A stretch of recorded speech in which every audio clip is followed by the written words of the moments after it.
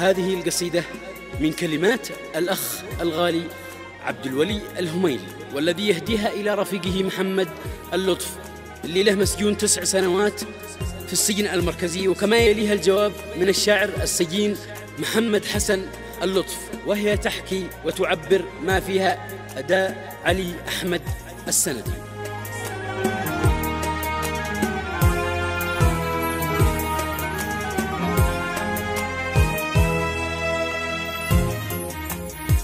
ابن الهمل قال ضاق صدري واعتمد،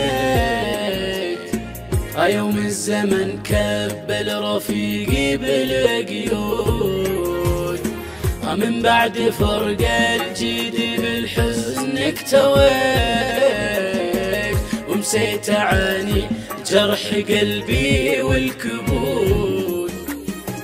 نمت عيون الناس وانا ما غفيت، سهر مع احزاني وخلق الله رقود. يا ذي بيدي للمراجل قد حويت، ذكراك تبقى بالوفا طول الوجود. مهما عن الساحة وعن عيني اختفيت، لك قدر عالي فوق هامات الحيود.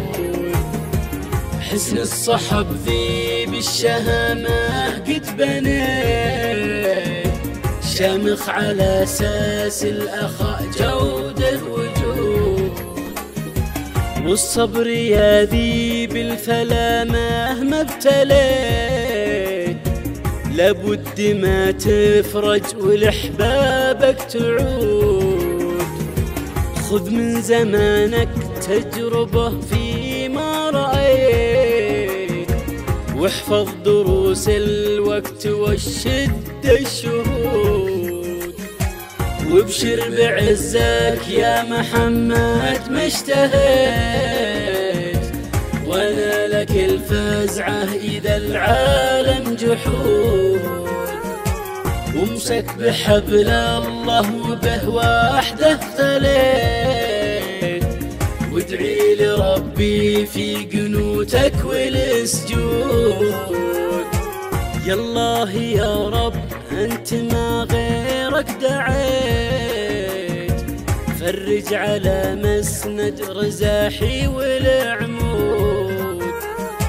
والختم صلوا عد ما طاف والبيت، على شفيع الناس من حومل وقود.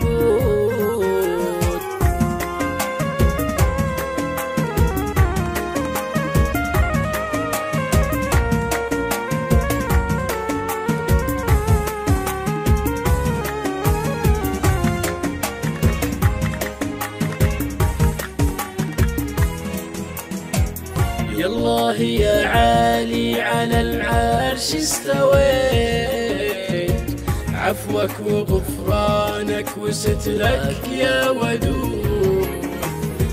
أنت الرجا يا رب ما دونك رجيت، وانت الأمل ما خاب ظني ولا قصود. محمد اللطف قال من بقعة غثيت، واحزان قلبي جاوزت كل الحدود. لكن بفضل الله ما غير الشكيت، لحمد مسبل مزن غيثه والرعود. يا دهر مهما بالأسى ضدي قد قسيت، بواجه أحزاني بصبري والصمود. بالعز والناموس راسي ما حنيت، صبر كمالي بالضواري والأسود. والسجن علمني دروسه واكتفيت، كنز الوفا ما توزنه كثر النقود. يا ابن الهمل مرحب عدد ما قد بديت، ترحيب من نظم القوافي والردود، يا من على الجودة تعليت واعتليت بالموقف الوافي على صون العهود. للصاحب الجيل لو في الظلم السريت، والجمل باقي في سجلاته رصود. والطيب والمعروف ما له قد نسيت، والكفو ما بنسى وقوفه والجهود. والختم بصلي على من له هويت، محمد الهادي إلى نعم الخلود.